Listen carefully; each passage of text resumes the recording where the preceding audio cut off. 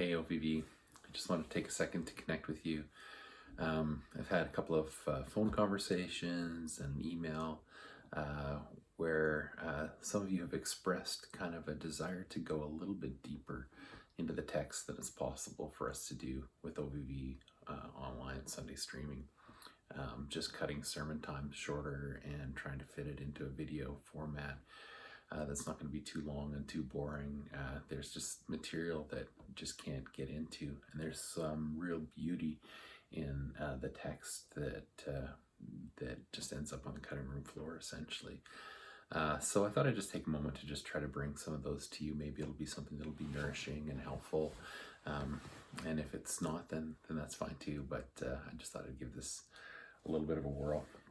The verse that I would have loved to take a little bit more time to engage with is Matthew chapter 26, verse 39. I'm just going to read it for us. And going a little farther, he fell on his face and prayed, saying, "My Father, if it be possible, let this cup pass from me. Nevertheless, not as I will, but as you will." And of course, I read that in a very warm, calm, preachery sort of voice, but that's not at all how Jesus prayed. Jesus came into prayer with incredible consternation. We see from the Luke account that he was sweating drops of blood. I don't know what your blood pressure numbers have to be to get there, but he was just coming with this incredible angst and pain and crying out before God. And it says that he fell on his face. So for one, it's like his strength left him. He couldn't hold it together. And then when it says he prayed, it uses a Greek word there that is, I don't know if I pronounce these things right ever, it's proseuchomai, which is an exchange of wishes or an exchange of desires. And that's a really important idea for us, a really important concept for us in terms of prayer.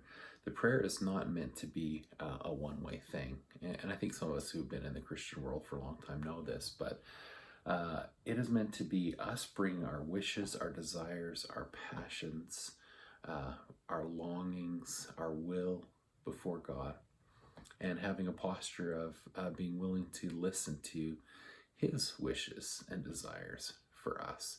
And we tend to really prefer one over the other. We like to come with our list of things that we want to do, and we're pretty terrible at listening prayer, but it actually just has to be both.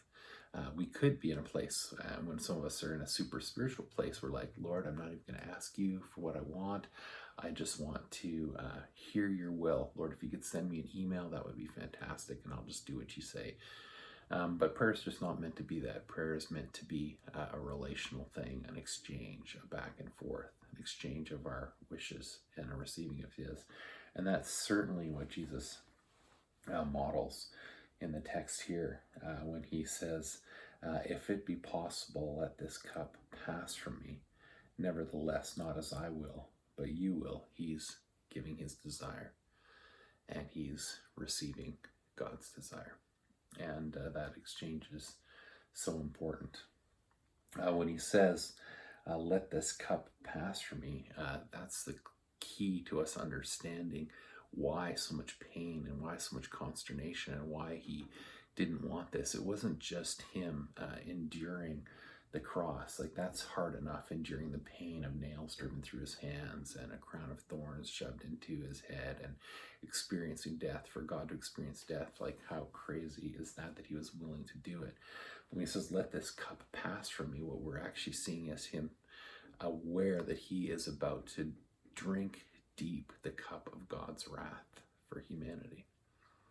That cup of wrath, that cup of all of God's anger against the sins of humanity that Jesus is about to take on Himself for us. Jesus is going to bear the weight of that on the cross. And we can understand that that is what gets His blood pressure up. That is what causes sweat to turn to blood and to drop on the ground. He's about to take our sins for us.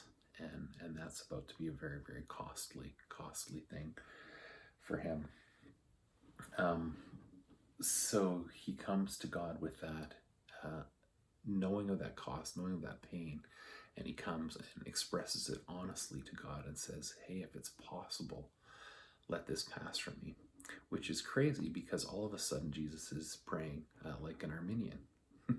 He's praying like somebody who has almost a low view of the sovereignty of God, saying, hey, God, just this is what I want, this is what I desire. I think that my prayers matter, so could you let this pass? Could you let this go on for me? And then a moment later, he prays as a converted Calvinist, where he's saying, nevertheless, not your will be done. So Jesus seems to be neither an Arminian or a Calvinist in this particular text. He seems to be just an honest person coming before God with his prayers, which is, I think, what we should be. Not that there's not value in engaging with those big theological questions, but Jesus comes with us not play acting his pain. He really believes that he's asking God a question there. He's not faking that, but he's then coming with a real nevertheless. And what we want to do is we want to be people who live in that tension too. Some of us have a tendency in our prayer lives to be, hey God, whatever it is your will, let that be done. If pain and hurt and struggle come to us in our lives, we can just sort of theologically sort of switch off our frustration and our pain and sort of say, hey, you know, it was just all in the Lord's timing. He was just, he was in control. It's all okay. It's all good. The problem with that is if we come with that as our primary posture in our prayer life, we aren't authentically counting the cost and being honest about what's really going on in our lives. That has two effects. One, in our relationships with other humans, they see that happening in us and they actually can't believe us. It's actually not authentic, because the thing that would touch them and touch their heart, it doesn't seem to touch ours. It's like we're some kind of zombies. It doesn't look real to them. But what is even more difficult about that is that if we come with just that, hey, your will, God, but I'm not going to engage emotionally, piece, that I think actually cuts us off from his comfort. And you'll see that in your human relationships with people, right? You'll ask somebody who you know is struggling how they're doing, and they'll say, oh, I'm just fine, it's all good, it's all good. And you can't share their experience with them. You can't empathize with them. You can't sympathize with them. You can't be in their lives in a deep way, and you can't have deep friendship with them in that moment. The same is true of our relationship with God. If we're not honest about the struggle that we're going through or the pain that we're about to endure, we are closing the door to his comfort. We're saying, hey, God, it's all good. It's all good. I got this. And the reality is that we don't got this. We don't have it. We will actually take that pain and that struggle, and those things will build up inside of us and will accumulate inside of us as we're closed off to God's comfort, and we will ultimately become bitter and angry people with no language to express it. And eventually we just get sick and we get rotten inside. And you've seen people that bitterness and that anger will transform itself into resentment. And ultimately, in some cases, when something bad happens, people will actually reject God, because they have sort of decided in their hearts, hey, he just did that thing. He doesn't care about what I think. He doesn't care about my heart. But it's really us that have not allowed him to touch us. That sovereign God is just a big, mean God, and he made a decision that I hate, and I can't stay in a relationship with him. And ultimately, our faith can be shipwrecked. So we need to come with honesty to God about where we're at, not just accept his will. Now, the other side, there's another way to be shipwrecked. We can come to God with all of our desires, with all of our passion, with all of our longing for things to be what we want them to be, and never get to the place where we want to surrender to his will. Our expectation is that he will meet our every need in the way that we want that need met. And we are ultimately petulant children who are disconnected from the purposes of God. And ultimately, those things that we are asking for, that we're desiring, they become our identity pieces, and ultimately they become idols. And we know that God can have no fellowship with idols. So we become isolated from God in that way as well. So the healthy way for us to be and to go forward in life is to come with deep, deep honesty about what is going on in our prayer lives, about our struggles and our pain with God. And then we can sort of honestly say, nevertheless, not my will, but yours be done. And in that way, we give God an honest, authentic gift of our faith. We know what it costs, and we just give it to him. And it becomes a real gift. Our relationship with him becomes real. And in the same way, he can give us a real gift of comfort and the real gift of the disclosure of his will. And then through all of that, when we're walking in this place of honesty and this place of surrender, it's only with both of those things happening that we can actually get through to the joy.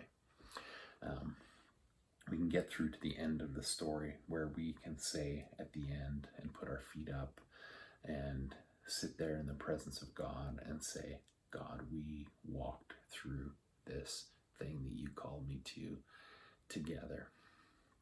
And you debrief it with God throughout eternity. And he celebrates that you knowingly gave something that was costly to him, and you are rewarded. And the joy comes through that. But we just can't short circuit it. We can't short circuit our knowledge of the cost, which will ultimately make it impossible for him to comfort us. And we can't, of course, go through life without actually paying the cost, without actually surrendering to his will. There's no victory, no joy in that. We just become an idol, become petulant children. And so that's how we're to live. Nevertheless, not my will, but yours be done. Even though I wished this cup had passed from me. So that's life.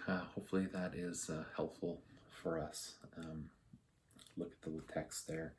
Maybe a little bit deeper engagement. Hopefully it's helpful for someone.